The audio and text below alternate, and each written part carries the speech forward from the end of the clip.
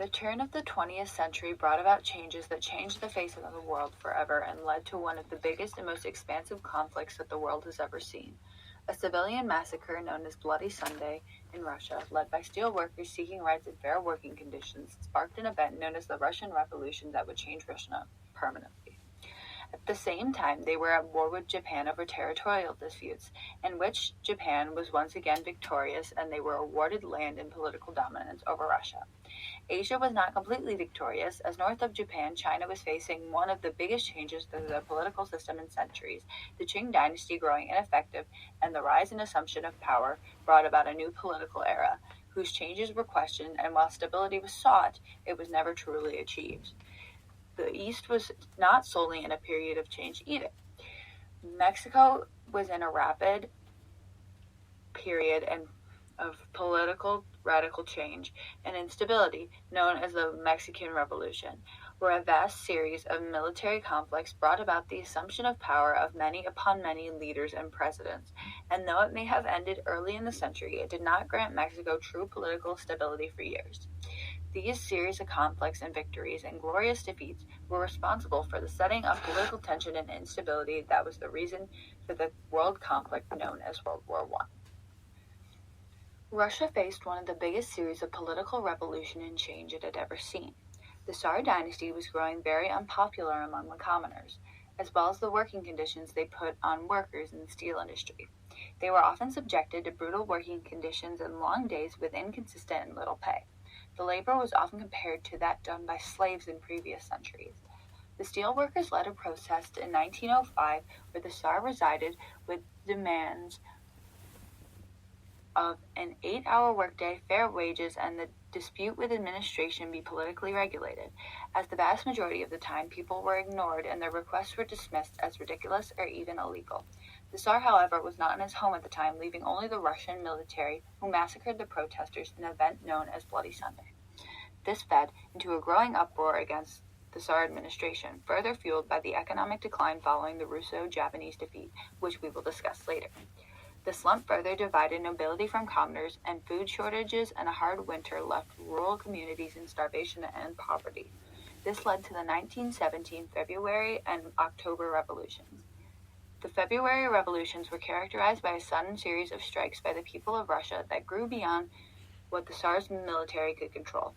Groups of revolutionists would protest and riot, and despite the best efforts of the Russian military, they were unable to contain the growing uproar. Tsar Nicholas II was forced into resignation of his position. The feeling of liberation overswept the nation, and the provincial government set in, leading to a period of social and political peace. However, the new government's inability to create effective reform gave motivation for a new form of government that was promoted by Vladimir Lenin and the Bolshevik Party, known as Marxism. The new Soviet form of government pushed radical ideology, fueling the general discontent of the current government and assisting in their political takeover of Russia. The solution was to establish a communist system, and the Bolsheviks repressed and destroyed any civil or political opposition they faced. 1922 was the official establishment of the Soviet Union, lasting until 1990. The Russians' political revolution was additionally fueled by their shocking defeat in the Russo-Japanese War, in which Japan emerged surprisingly victorious. Japan was post a period of modernization of their economy and especially military to a Western standard, giving them more power and strategy than any other Asian nation at its time. Their previous conquests in the Sino-Japanese War gave them new territory of Taiwan and a sphere of influence within Korea and the Liaodong Peninsula. This period of expansion was at the same time Russia was seeking new territories as well, seizing Port Arthur and building what would become the Trans-Siberian Railroad through Manchuria, which was increasingly protected by the Russian military. Territorial disputes over the ownership of Korea led to the declaration of war of Japan on Russia. Japan's ambush at Port Arthur allowed them to land troops and occupy North Korea, as well as pushing north to combat Russia at the Yalu River and Port Arthur, which Russia, after having naval conflicts with Britain, was ineffective to reaching with their Baltic fleet due to their inability to use the Suez Canal.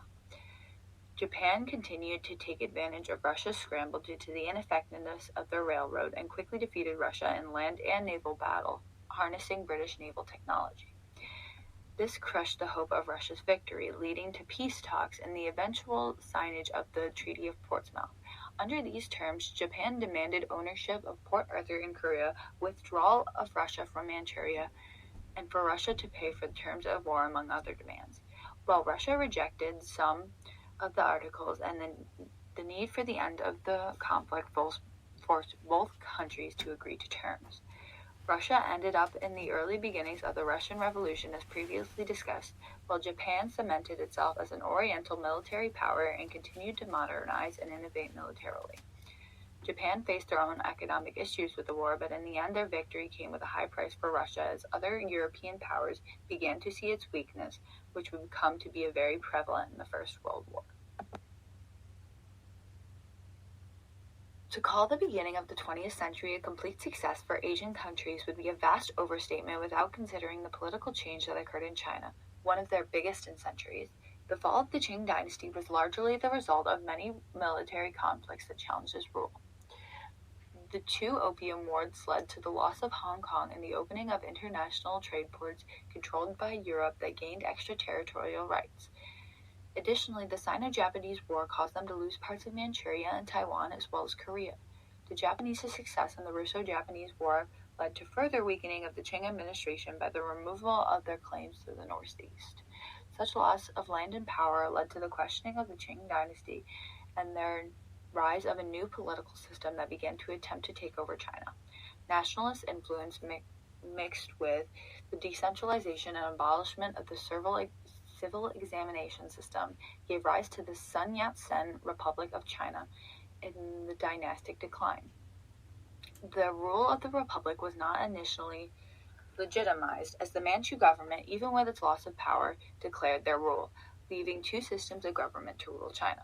The emperor ended up serving only in title and in religious ritual, and relinquished all other power to the Republic in this new system of government, leaving more of a figurehead than anything else. China adapted to electing officials to serve in office, including a provincial president and parliament members. While initially and theoretically China should find success and even thrive in this new form of government, after the end of Yuan's rule, the already growing unstable government collapsed, leaving China in an even weaker political state than it was before, and proving its rule to be largely ineffective.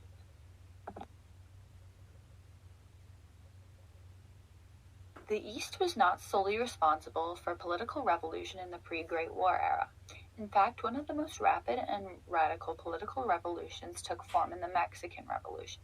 The native people of Mexico, which comprised up to 3/5 of the population, were growing discontent with the political state as the lower classes were being ignored and neglected by the current elected president, Porfirio Diaz, who had maintained power for 30 years. The improvements he did make caused the further decline of lower classes, which sparked the need for rebellion. The causes, however, were immense. Labor protests began to break out as the treatment of lower-class workers was harsh, and the workers were exploited and given almost nothing, while the higher classes directly benefited off of them. The class system was additionally unjust and was largely divided by race, leaving traditional Mexican people in the lower classes and gifting them little to no rights. Mexico's economic dependence on foreign countries and their products additionally gave them very little autonomy and power over anyone as they required these products, and the tensions between social classes continued to rise, as well as the divisions between social classes continuing, letting lower classes fall deep into poverty. This was all in the hands of Diaz, who had grown increasingly unpopular and led to the idea of liberal democracy spreading like wildfire. Francisco Madero led the beginnings of the revolution and began to drum up support for the overthrow of Diaz. After the revolt was successful, Madero's ascension to the throne began to reveal his lack of political expertise in the literal sense, and it showed in his failure to smoothly transition from the old corrupt system to more democratic ideas. His rise to power was assisted by Pascual Orozco and Francisco Villa. Emiliano Zapata additionally led uprisings for land and water rights. Madero's presidency triggers the uprising led by Huerta, who desired to establish a dictatorship under his rule. The United States began to involve themselves in this war, making moves to resist Huerta's movement. The First World War removed the United States from Mexico, but in the process they recognized Venustiano Carranza as the president of Mexico. Carranza's presidency, however, grew to be unpopular quickly, and Álvaro Obregón revolted against the growing unpopular president. After Carranza was assassinated, Obregón was elected and brought a period of political stability and reform. Peace, however, was not fully achieved for many years as tensions continued to run high between classes and political ideologies, meaning that the Mexican Revolution was the radical orchestration of chaos that desired to fix the issues found in Mexico but were not entirely successful in creating a stable state.